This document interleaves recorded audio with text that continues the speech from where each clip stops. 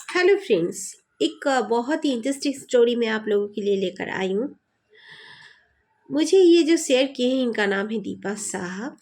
ये महाराष्ट्र से बिलोंग करती हैं। कुछ स्टोरीज हैं, जितना तक मैं सकूँगी करूँगी, ज़्यादा बड़ी नहीं करूँगी वीडियो बाय द वे। तो दीपा कहती है कि उनके नाना नानी गांव में रहा करते थे। तो बिहार के गांव में रहा करते थे। वहाँ पर उस वक्त ना पानी की सुविधा थी ठीक से, दूर जाना होता था उनके नानी को पानी वगैरह लाने के लिए। तो उनकी नानी ऐसे होता था, भोर में उठ के पानी लाया करती थी और फिर शाम को यानी कि 4 साढ़े 4 बजे तक पानी ला के सब आ जाते थे। लेकिन भोर में रोज पानी लाने जाती थी। इसी तरह एक दिन उसकी नानी अपना 8 9 सहेलियों के साथ जाया करती थी। उस दिन वो उठकर बाहर निकली, देखी कि उसके जो सहेलियाँ थीं वो कोई भी एक पेड़ के सामने में वो इकट्ठा होके जाया करती थी एकदम भोर के 4 बजे उठ के। तो देखते हैं कि नहीं, कोई भी नहीं है। तो वो सोची कि मैं तो उठ गई हूँ, मैं जाकर लेकर आती हूँ। खैर, वो अपना चल पड़ी, अपने बाल्टी अपने मटका वटका पकड़ के वो नानी चल पड़ी अपने पानी लेने के लिए।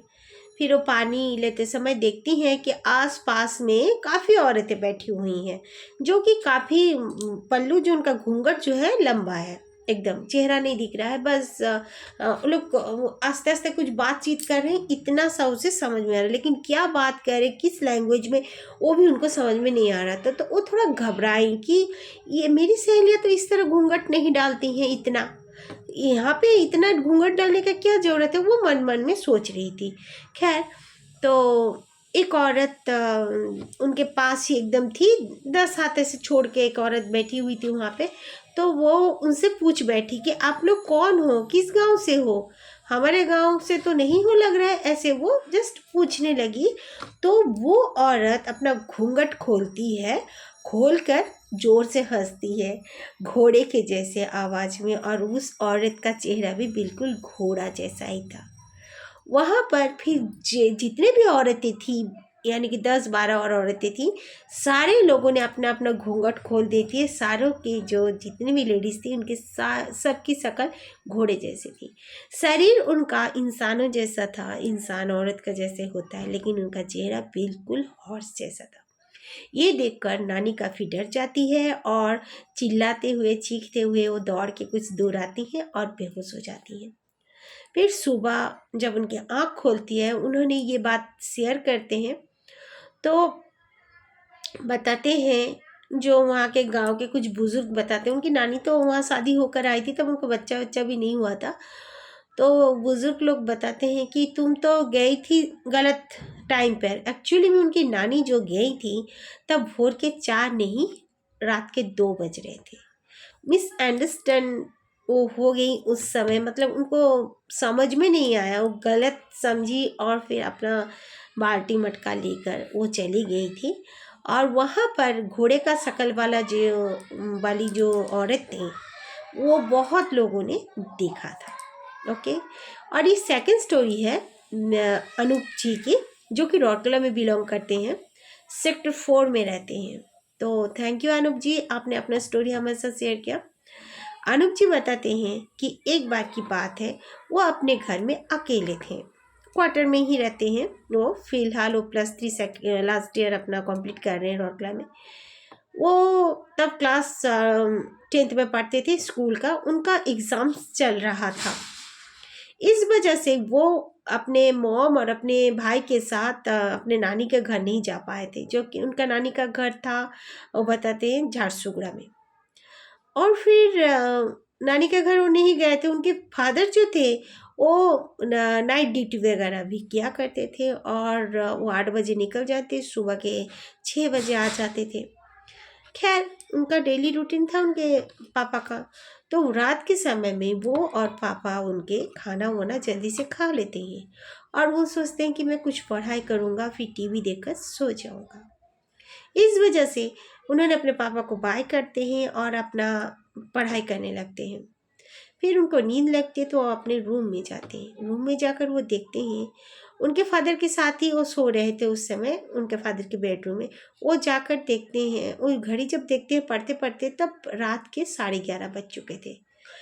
तो भी राउरकेला में तो काफ़ी चहल पहल रहती है, लेकिन सेक्टर साइड में थोड़ा सा सुनसान हो जाता है। ठीक है, तो जो हो 11:30 बज चुके हैं देखकर वो सोचते हैं कि टीवी नहीं देखूंगा, चलो जाकर सो जाता हूँ। तो वो देखते हैं कि उनके फादर जिस तरह रोज़ सोते हैं, उनका मम्मी जाने के बाद वो पहली बार मैंने उनका फादर का स्टार्ट हुआ था नाइट ड्यूटी। जैसे उनके फादर सोते हैं उस तरह कोई सोया हुआ है, उनके दिमाग से निकल जाता है उस समय जो मेरे फादर ड्यूटी गए हैं। शायद दिमाग से कुछ हिप्नोटाइड वगैरह भी हो जाते हैं, बताते हैं ये सब केस में।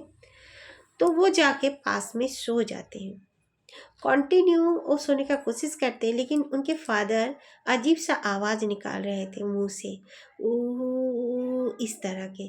वो 2-3 बार पूछते भी हैं कि पापा क्या हुआ, और वो अपने पापा के बदन में जब हाथ रखते हैं उनके कपाल में, फोरहेड में, तो बर्फ के जैसे ठंडा फील होता है। तब वो पापा को कहते हैं, पापा आपको क्या हुआ है, आपका बॉडी इतना कोल्ड क्यों, मतलब कोल्ड क्यों लग रहा है। तो भी उनके पापा उनको कुछ आंसर नहीं देते, करवट बदल के दूसरी तरफ मुँह करके सो जाते हैं। तो ये सोचते हैं खैर पापा नींद में है, तो वो गहरी नींद में धीरे धीरे वो सो जाते हैं। ठीक है, फिर ठीक 6 बजे उनके पापा उनको उठाते हैं। उठाकर कहते हैं, बेटा चाय पिएगा। तो बोलते हैं ठीक है पीऊँगा। और तो उसके पापा बोलते हैं, बेटा तू क्या रात को कल टीवी ऑन करके रखा था। उसने कहा नहीं, मैं तो अपने कमरे में पढ़ाई करके आपके पास आके सो गया था। उसके पापा बोल रहे हैं, पागल हो गया है, आपके पास आके सो गया था मतलब? मैं कहाँ सो रहा था, मैं तो ऑफिस गया हुआ था, मेरी नाइट ड्यूटी थी। तब इनको झटका लगता है। तब वो सोचते हैं कि क्या पापा तो कल ऑफिस में थे, तो फिर ये कौन था। वो अपने पापा के साथ शेयर करते हैं। उनके पापा इस बात को इग्नोर करते हैं, क्योंकि उस घर में वो लोग करीब करीब 7 साल से रह रहे थे, कभी उन्होंने ऐसा कुछ नहीं देखा। हाँ, उनके पीछे में एक बहुत बड़ा इमली का पेड़ था, और वहाँ पे छोटी सी, मतलब पीछे में जाओ तो पूरा जंगल टाइप का था। वहाँ पे उसके पापा कई बार एक आदमी और एक औरत को खड़े रहते हुए देखे थे रात को। कभी कभार अगर खिड़की से देखा था तो सफ़ेद सफ़ेद कपड़ों में वो लोग खड़े होते थे। कई लोग भी उनसे भी डिस्कस किए हैं, वहाँ पे चौकीदार भी बताया है, लेकिन फिर भी वो लोग ऐसा कुछ, उससे मुठभेड़ ना होने की वजह से उनको कोई फ़र्क नहीं पड़ता था, वो बिलीव भी नहीं करते थे। ठीक है, उनके फादर बोलते हैं ये सब फालतू का बात है, छोड़ो। ठीक है, बच्चा उनका जो था एग्ज़ाम उसका फिनिश्ड हो जाता है, और बच्चा कहता है अब मैं मम्मी के पास जाऊंगा। तो उसके पापा कहते हैं ठीक है। उसे उसके पापा मॉर्निंग में ट्रेन में बैठा देते हैं। बच्चा अपने मम्मी और अपने भाई के पास आ जाता है।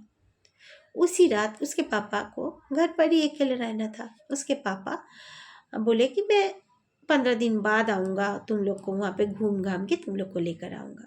समर वेकेशन चल रहा था इनका। तो उसके पापा उसी रात सोते हैं। अचानक से उसके पापा को भी वही आवाज़ आता है जैसे उनका बेटा को आ रहा था। वो सोच रहा था उसके पापा सो रहे हैं उनके पास। फिर वो जाकर देखते हैं कि उनका बेटा उनके पास सोया हुआ है, लेकिन उनके पापा का माइंड तब भी एकदम कॉन्सेंस में था। उनके पापा सोच रहे थे कि ये कौन है, मेरे बेटे को तो मैंने सुबह ट्रेन में बिठा दिया था, मेरे घर में तो मेरे अलावा कोई नहीं है।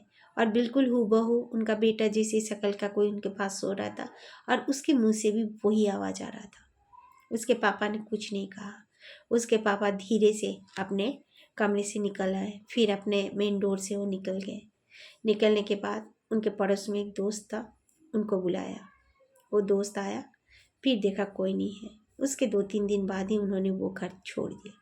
Okay, thank you friends. अगर आप लोगों को मेरी चैनल की स्टोरीज अच्छी लगे तो लाइक शेयर सब्सक्राइब जरूर से जरूर करना, और बेल आइकन बटन भी जरूर से जरूर प्रेस कर देना। ओके, और अगर पसंद नहीं आया तो भी आप लोग कमेंट बॉक्स में बोल सकते हो।